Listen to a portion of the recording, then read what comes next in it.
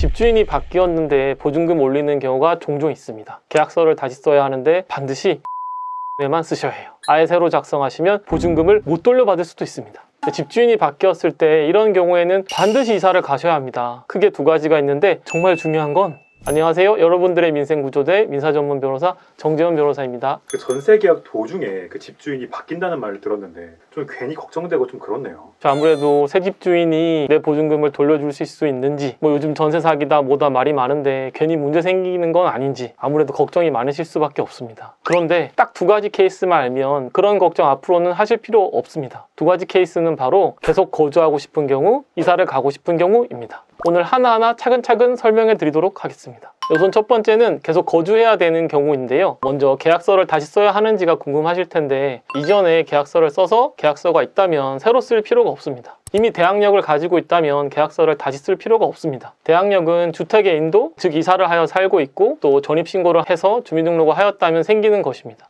새 집주인은 기존 집주인의 임대인으로서 지위를 승계하기 때문에 계약서를 다시 작성할 필요가 없는 것입니다. 근데 오히려 새로 작성하게 될 경우에는 기존의 확정일자를 봐놓은 계약서의 효력을 소멸시키고 새 계약서를 쓴 게 아니냐, 이런 공방이 벌어질 수 있기 때문에 오히려 기존의 계약서를 그대로 두는 것이 더 유리해지는 겁니다. 대법원 판례 중에는 임대차 계약서를 새로 썼을 때 기존의 임대차 계약의 효력을 소멸시키고 새로운 임대차 계약서에 따라서 대항력이든 우선 변제권이든 다 하기로 한 게 아니냐, 그 분쟁에 대해서 설명을 한 판례도 있긴 있는데요. 우선 변제권이 특히나 문제가 되는데요. 새로운 계약서를 작성해서 확정일자를 받는 시점으로 가게 되면 우선 변제권을 가지게 되는 그 기준 시점이 뒤로 밀릴 수 있기 때문에 새로운 계약서를 쓰기보다는 기존에 있는 계약서를 유지시키는 게 더 유리해진다라는 점을 명심하셨습니다. 좋겠습니다.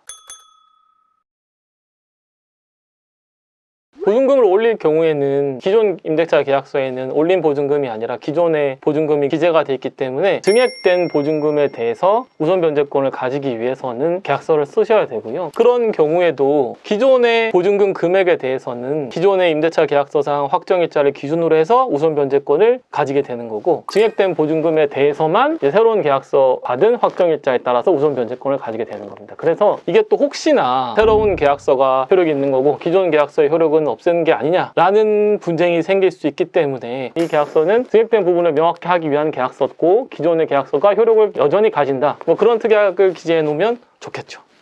두 번째 경우는 집주인이 바뀌어서 이사를 가야겠다라는 결정을 내린 경우인데요. 결국에 중요한 거는 집주인이 어느 정도의 재산을 가지고 있는지, 또 신용을 가지고 있는 사람인지가 중요해지는데, 아무리 봐도 좀 자력이 의심스럽고 이 사람이 정상적인 거래를 통해서 집을 구입을 한 건지가 의심이 된다라고 하면 이의 제기를 하고 새로운 집주인이 아니라 기존의 임대차 계약을 체결한 원래의 집주인에게 보증금을 돌려달라고 할 수 있습니다. 그런데 이 경우에도 무조건 가능하다라는 건 아니고요. 그럴 만한 사정이 있어야 됩니다. 재판에 있어서는 정말 이 새 집주인의 자력이 좀 불안해서 해지하고 원래 집주인에게 돈을 돌려받고 싶은 건지 그런 부분들을 좀 따져보게 됩니다. 그래서 만약에 이제 임대차 계약 직후에 매매 계약이 이루어져서 이게 마치 지금 좀 유행하고 있는 전세 사기권처럼 그런 게 좀 의심스러운 게 아닌지, 그리고 임대차 계약에 따른 전세 보증금이랑 매매 금액이 거의 동일한 금액이라서 이 새 집주인이 정말 무자본 갭 투자를 하는 그런 사람이 아닌지, 그런 사정들을 이유로 이의 제기를 해서 계약 관계에서 벗어날 수 있게 되는 거죠.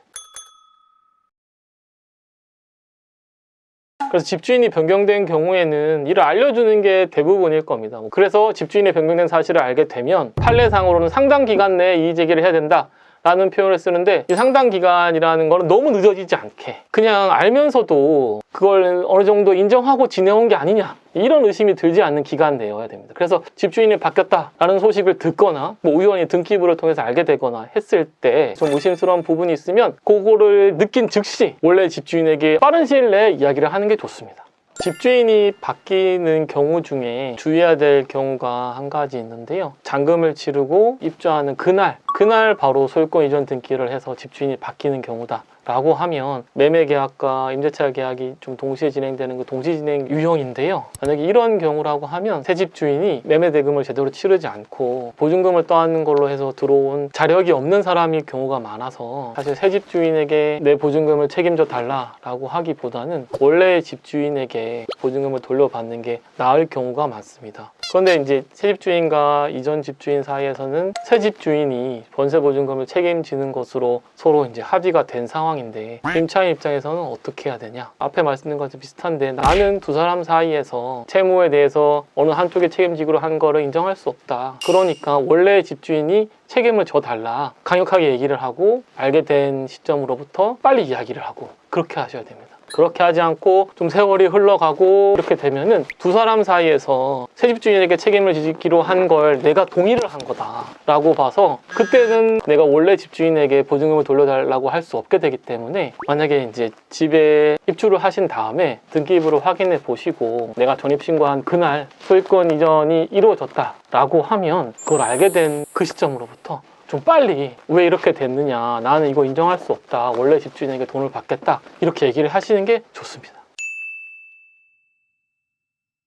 주택임대차에 있어서 집주인이 바뀔 때 임차인은 어떻게 해야 되는지에 대해서 알아보았습니다. 근데 여기서 강조하고 싶은 이야기는 주택임대차 보호법에 따라서 대항력을 갖추고 있다면 걱정할 필요가 없습니다. 그런데 만약 바뀐 집주인이 불안하다면 임대차 계약 승계에 대해서 이의를 제기하고 원래 집주인에게 보증금을 돌려받을 수 있다, 그런 경우라고 하면 빨리 알아보고 조치를 취해야 된다 입니다. 지금까지 여러분의 민생구조대 정재현 변호사였습니다.